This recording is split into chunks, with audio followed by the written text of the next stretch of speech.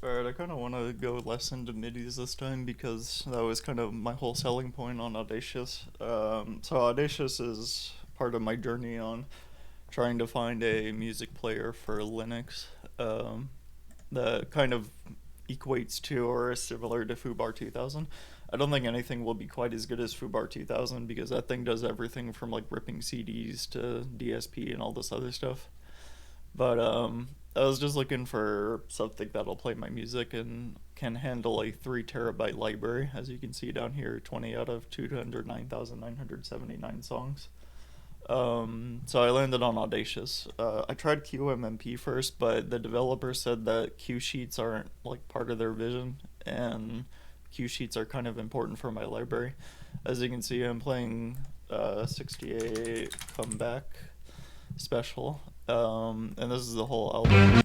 Um, and so I can play the album. I can play songs alphabetically, but this is important because when this is a cue sheet, so if I'm trying to search for those, I have a lot of albums that need to be read from a cue sheet. But the other thing that I wanted to talk about is how it handles MIDIs, because MPD doesn't handle MIDIs very well, and that's the reason I don't use NCM PCPP, is because MIDIs are a huge part of my library too. So I know this is just what shows up, but yeah, I use a file called compafont v2. It's a sound font.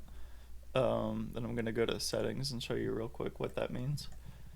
Plugins, input a MIDI, settings, and I've added a sound font here. And what that means is if you use compafont, your MIDIs will sound a lot better, usually a lot better. And I'll go show you real quick what that is. Or sorry, compafont. So what this is it is a sound font that gives you the instrument sets for MIDIs, and MPD uses Timidity++, which requires a lot of fuckery on your part to get working. If you have a proper sound font,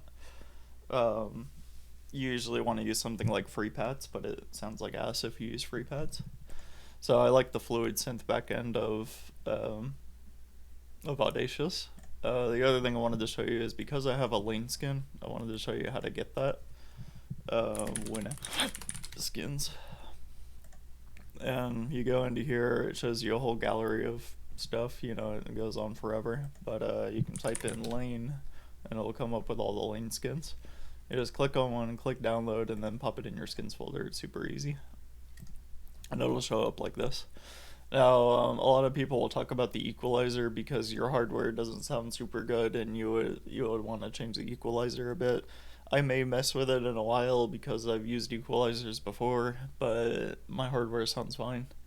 So I haven't messed with it. I just kind of keep it there for the style.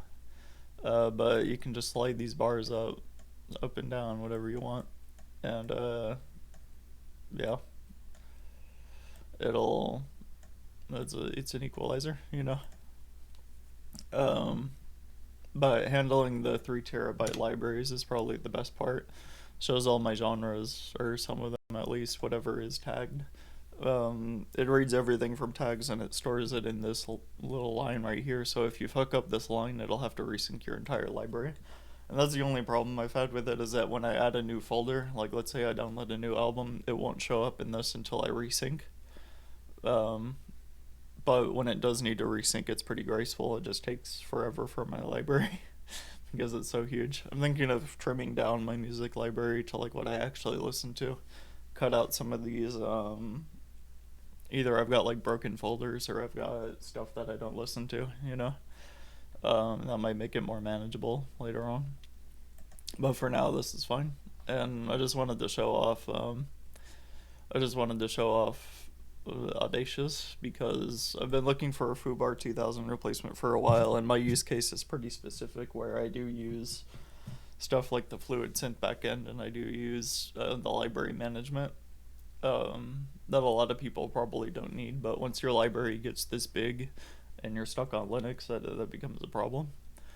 That's about all I wanted to say. Thanks.